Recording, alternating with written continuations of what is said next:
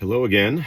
Today we're going to talk about a concept that is in some sense highly difficult, but I think that's because typically when it is, that's an impression that we all get, because typically when it is dealt with, it's dealt with by philosophers who they get highly technical with it. I'm going to keep it as simple as I possibly can. In this video, we're going to talk about the logos of Heraclitus. Now, all I mean by this, we're not going to get into the Greek, all the different words that can be used and have been used to define what logos is.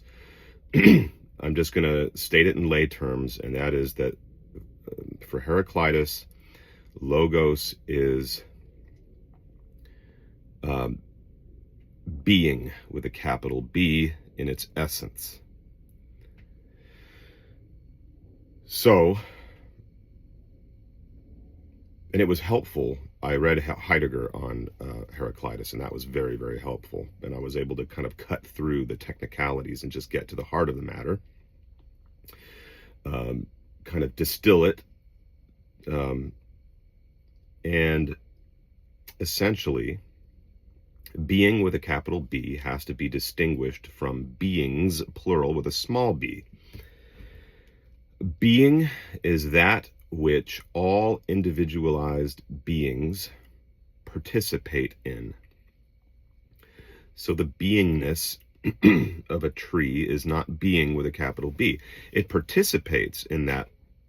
It participates in being with a capital B, but it has its own unique individualized being. So it is not being itself. Excuse me. All beings with a small b participate in being with a capital B. So what is this being with a capital B, which is equivalent to the logos of Heraclitus, which is symbolized by fire? The fire in Heraclitus's philosophy represents change. And change is kind of at the essence of his logos principle. Being is always undergoing change. Now, a misconception about Heraclitus's view might be, and I think that this has been popularly misconstrued by a number of people, is the idea that that Heraclitus's teaching is basically chaos. Well, it's not chaos, because his logos is representative of how do I put it? Of a universal principle. So it's not just a chaos that can be reduced to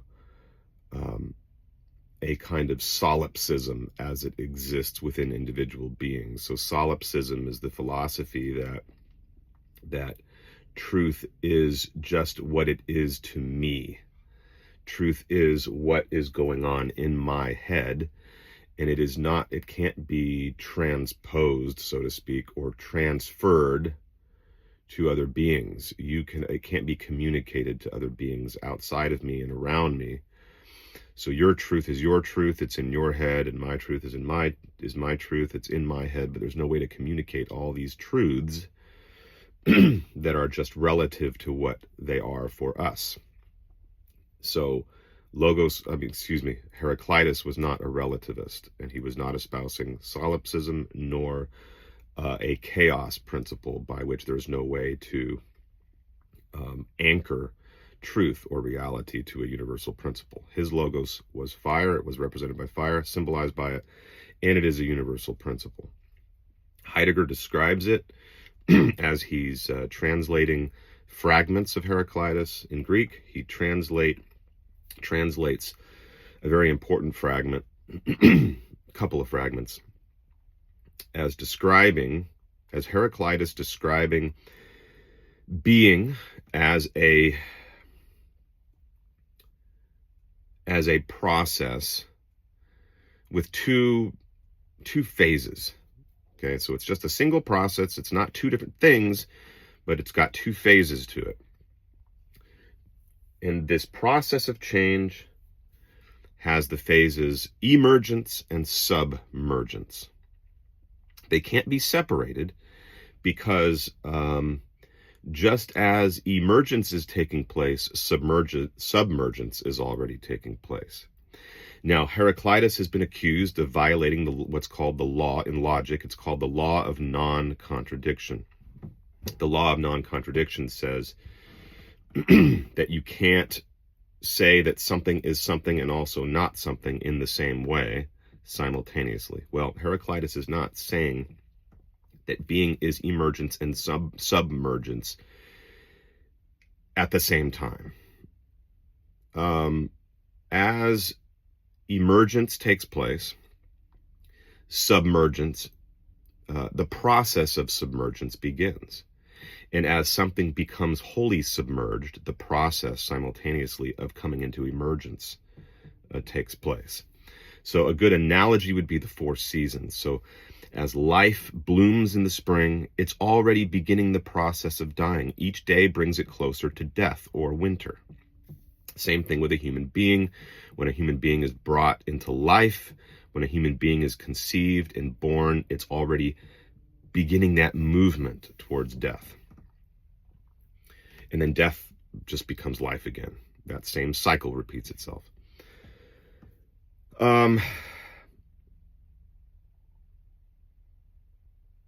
So the logos of Heraclitus is not something that is produced by beings. It's not produced by gods. It's not produced by human beings.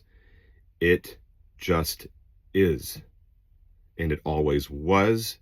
And it is the primordial truth, the primordial reality.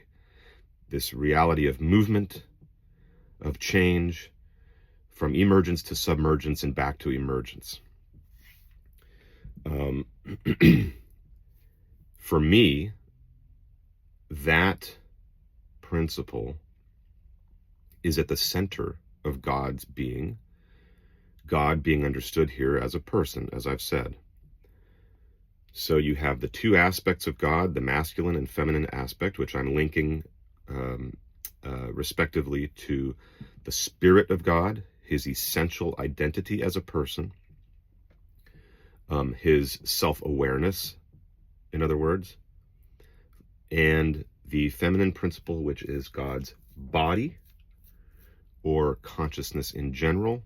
You could also think of it as the ether or the prima materia, or that out of which all things in the manifest world, that which the cosmos is made of, in its visual aspect, in its visible, manifest, dual aspect.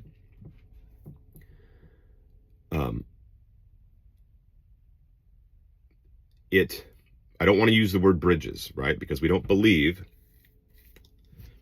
that these two aspects in God have to be bridged as though they were literally divided by physical space. They are distinct, but they're not separate. Distinctness and separateness are two very different ideas. If things are separate, you have an essential dualism. If things relate to one another in such a way that they make up a unity intrinsically, while maintaining their distinctness as individual things, parts or aspects of that being, then they're part of that integral unity. They're not separate. But neither are they entirely merged. They have to be distinct. Or the organism or the person, the divine person, wouldn't be what the person is by definition. Because a person, as we've been saying, is a spirit and a body. This concept of Heraclitus logos, the way I'm using it, is not to say that it's bridging the masculine and the feminine. It's not bridging spirit and body, but it is at the heart of it is nevertheless at the heart of the divine person, at the heart of the divine being.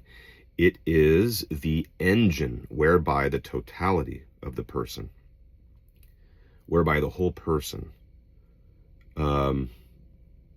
is acting and moving. It's the power whereby she acts and moves, and that movement, as I said, is eternal.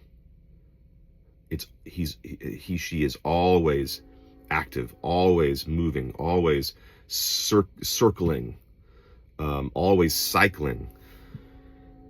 That,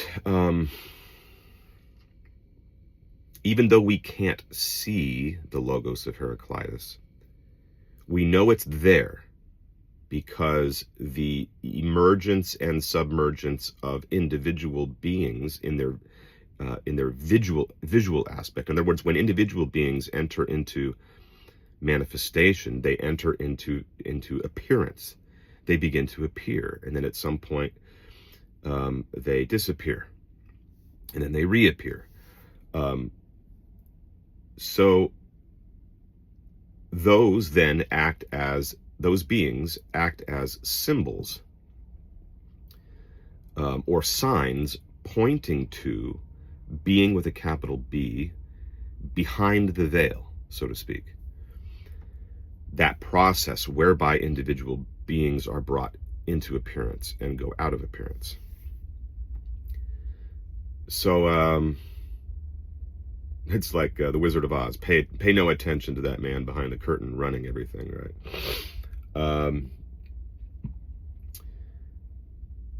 So how does this relate? I want to just, before I end this video, this is a little bit longer than I intend for most of my videos to be, but some of these videos are going to have to be a little bit longer just due to the nature of the subject.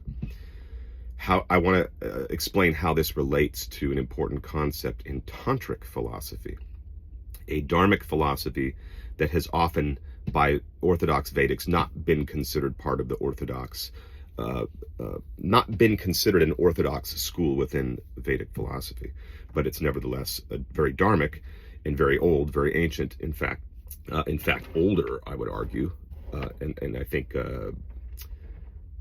Dr. Christopher Wallace has made a wonderful case for this in his book Tantra Illuminated.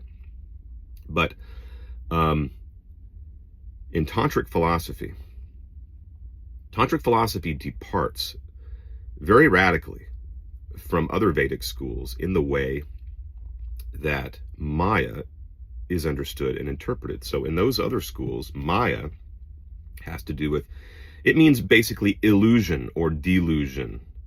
It's the idea that that individual beings are just an illusion, and that only God is really real. But the manifest realm only appears to be real, but it's not real in the way that Brahman is real. And by the way, that's not just Advaita Vedanta. Advaita Vedanta is really the most prominent school that argues that way, right? So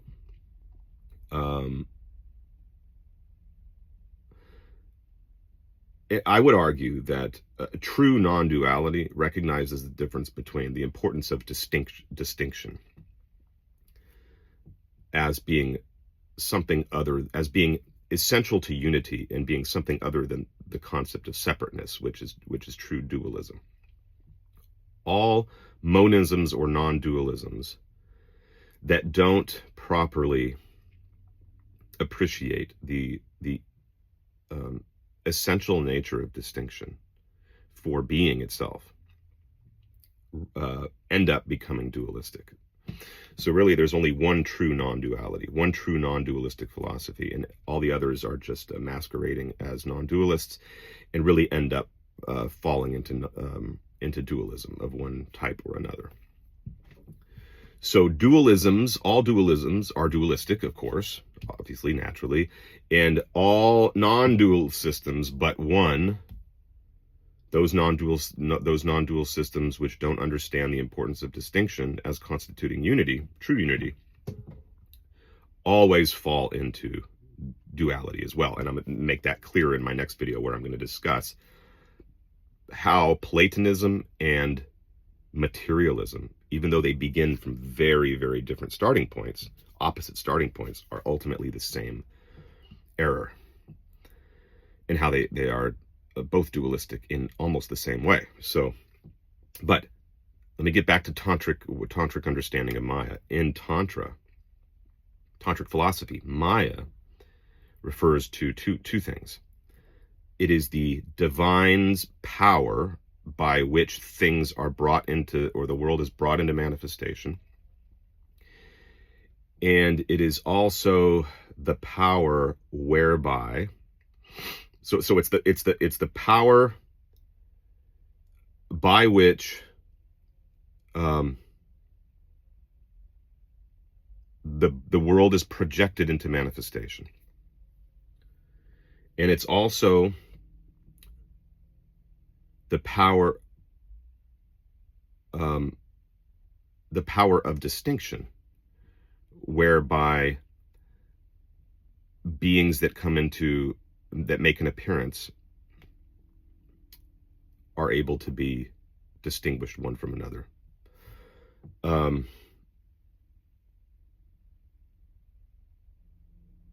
So Maya in Tantra really emphasizes the realness of the power that brings things into manifestation, and the realness of the power, not just the power, but the realness of the things that are distinguished one from another that are brought into manifestation.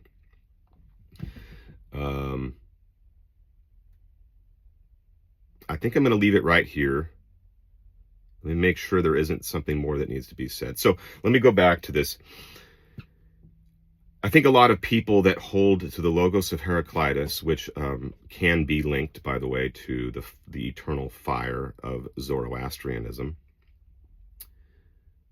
a lot of people just look at that as just a metaphysical concept, or a metaphysical reality that has to be stripped of any reference to a god or a divine being. And I would say, no, in reality, it is the engine that drives the divine person. It is really kind of like it's at the center almost. Not that there's literally a center and a periphery in God, since he's infinite, but it's the only way we can talk. It's at the center of God's being, because it is that principle whereby he can be even considered a living, moving, active being. But what this means, and I'll unfold this in more detail in the next video, is that well, I'm not going to give away the farm here. I'm just going to say this idea precludes the Platonic notion that there is a higher world that serves as a transcendent blueprint for this quote-unquote lower world of shadows and forms. So I'll go into that in the next video.